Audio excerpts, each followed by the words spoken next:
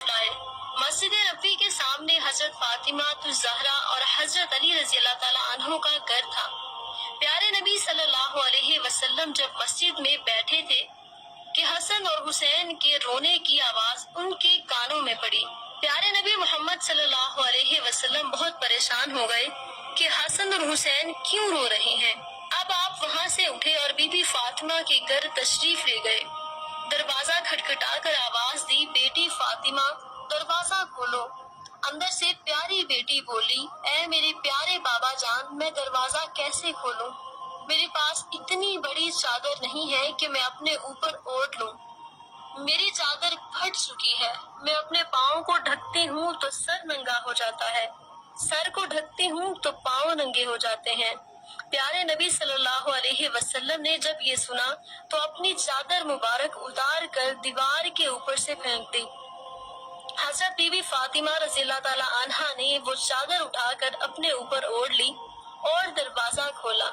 سرکار دو عالم صلی اللہ علیہ وسلم نے اپنی بیٹی کے چہرے کی طرف دیکھا تو آپ بہت پریشان ہو گئے، کیونکہ بی بی فاطمہ رضی اللہ تعالیٰ عنہا کا چہرہ مبارک بالکل پیلا ہو چکا تھا، آنکھوں کا رنگ گہرا ہو چکا تھا اور آپ بہت کمزور نظر آ رہی تھی۔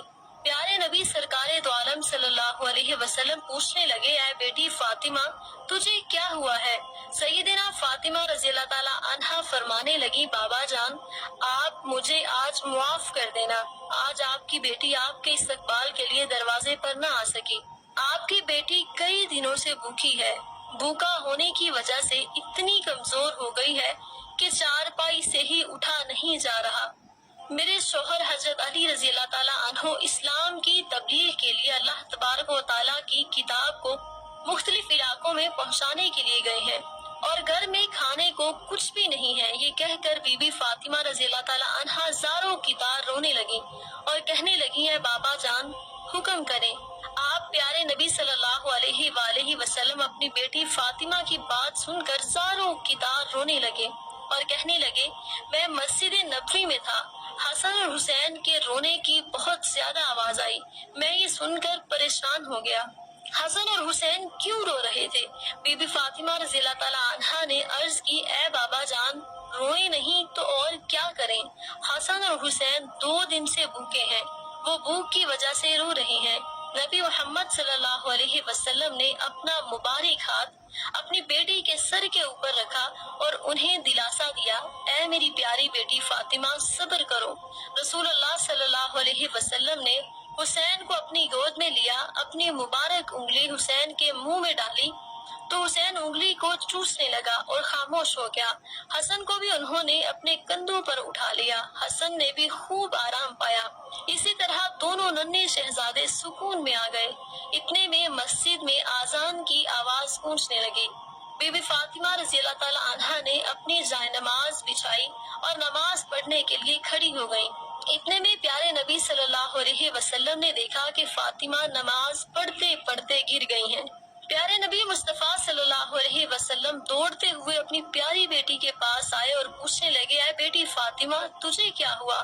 یہ سن کر بی بی فاطمہ زاروں کی طرح رونے لگی اور کہنے لگی، اے بابا جان آج آپ کی بیٹی کا 4تھے دن کا فاقہ ہے، یعنی بی بی فاطمہ نے 3 دن سے کچھ بھی نہیں کھایا تھا، یہاں تک کہ ایک کھجور بھی میسر نہیں۔ کہنے لگی، اسی کمزوری کی وجہ سے میں گر گئی ہوں۔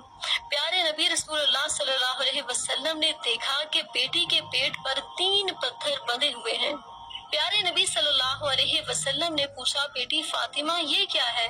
بی بی فاطمہ رضی اللہ تعالیٰ عنہا نے عرض کیا، اے بابا جان جب پہلے دن میں بھوکی تھی، کچھ بھی کھانے کو نہ تھا، میں نے اپنے پیٹ پر ایک پتھر کو باندھ لیا۔ جب دوسرے دن بھی کچھ کھانے کو نہ تھا، پھر میں نے دوسرے دن کا پتھر بھی اپنے پیٹ پر باندھ لیا۔ جب تیسرے دن بھی کچھ کھانے کو نہ ملا تو میں نے تیسرا پتھر بھی اپنے پیٹ پر باندھ لیا، اور آج آپ کی بیٹی 4تھے دن کی بھوکی ہے۔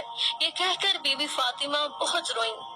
پیارے نبی محمد صلی اللہ علیہ وسلم فرمانے لگے، اے فاطمہ بیٹی اپنے جائے نماز کا ایک کونا اٹھاؤ۔ جب بی بی فاطمہ رضی اللہ عنہا نے جائے نماز کا وہ کونا اٹھایا تو مصلی کے نیچے بیش بہا مال و دولت اور سونے کا ڈھیر لگا ہوا تھا۔ پیارے نبی صلی اللہ علیہ وسلم فرمانے لگے، اے فاطمہ بیٹی، یہاں سے تمہیں جتنا سونا چاہیے اٹھا لو، لیکن بیٹی فاطمہ، قیامت کے دن تمہیں اس کا حساب دینا ہوگا۔ یہ سن کر سیدہ فاطمہ رضی اللہ عنہا نے سونے کو ہاتھ بھی نہ لگایا اور جائے نماز کا پلو واپس رکھ دیا اور کہنے لگی، اے بابا جان، مجھے یہ سونا نہیں چاہیے۔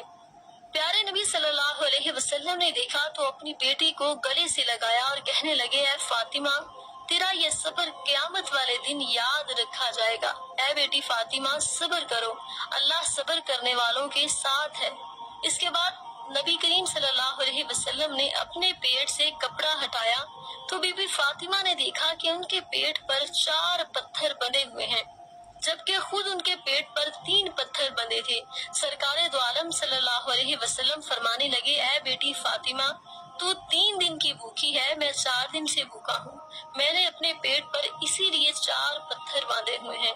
محترم ناظرین، ہمارے پیارے نبی محمد صلی اللہ علیہ وسلم ایسا کیوں کرتے تھے اور ان کے ایسا کرنے کی کیا وجہ تھی؟